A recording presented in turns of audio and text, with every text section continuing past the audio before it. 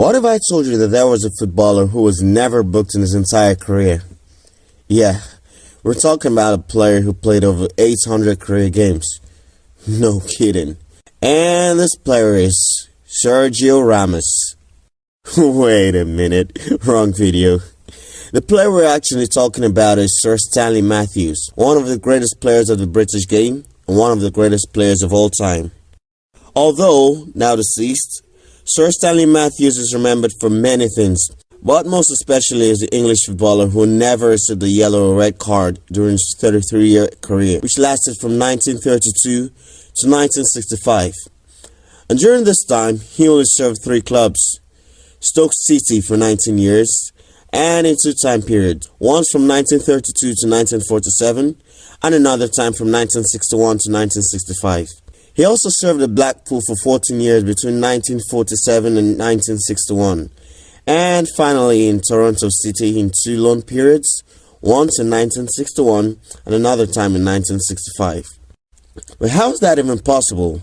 Well, teammate Jimmy Armfield noted that Matthews would never retaliate to the many extreme physical challenges opponents would offer to try to take him out of the game. He was always cool-headed and just focused on playing football. Imagine doing that with so many tackles flying around. There are footballers who were never booked like Gary Lineker. But if we were to crown a footballer as number 1 among the footballers who were never booked during their careers, we should do it to Sir Stanley Matthews. Why? So simple. Because his career is longer than other footballers on the list, and the probability that one gets a yellow or red card is higher when he is taking part in more games. To put it into context here, Gary Lineker played for only 16 years. That is just about half of Stanley Matthews' entire career. Sir Stanley Matthews made a total of 857 appearances during his career, 803 of which were at club level and 54 at international level. He actually received not a single booking in all these 857 appearances. Great! But what exactly was his secret aside being cool-headed?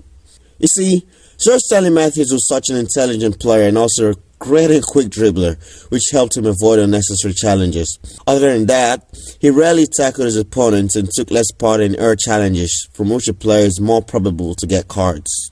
Franz Beckenbauer said that speed and skill Matthew possessed meant that almost no one in the game could stop him. And if you can't stop him, you can't foul him easily.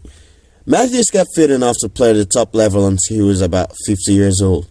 Yeah, 50. He is also the oldest player to ever play in England's top football division in 50 years and 5 days, and the oldest player to represent the country at 42 years old and 104 days. He was inaugural inductee to the English Football Hall of Fame in 2002 to honor his contribution to the English game. Not that alone. Sir Stanley Matthews was also the inaugural winner of the Ballon d'Or award. Prior to 2007, the award was generally known as the Continental European Player of the Year. He's also the first player to have been knighted while still playing football, as well as being the first winner of both the European Footballer of the Year and the Football Writers Association Footballer of the Year awards. He was dubbed the Wizard of the Dribble, or the Magician. But let's rewind to where it all started for Matthews. Wolverhampton Wanderers, Birmingham City, Aston Villa and West Bromwich Albion were all rumoured to be interested in signing him in the wake of his appearance for England schoolboys. When he was just 14, the then Stoke City manager, Tom Mather, persuaded Matthews' father to allow him to join his club staff as an office boy on his 15th birthday for a pay of £1 a week.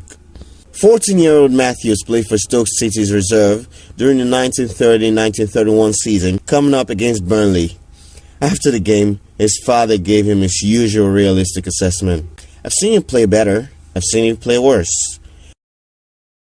But you can certainly do better by subscribing to this channel and turning on notifications."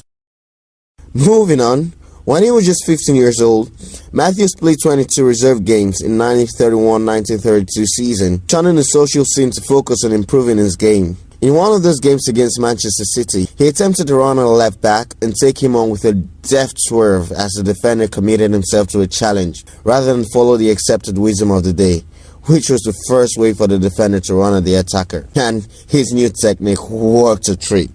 When he was 16 years old, the national press were already predicting a bright future for the teenager, and though he could have joined any club in the country, He signed as a professional with Stoke on his 17th birthday.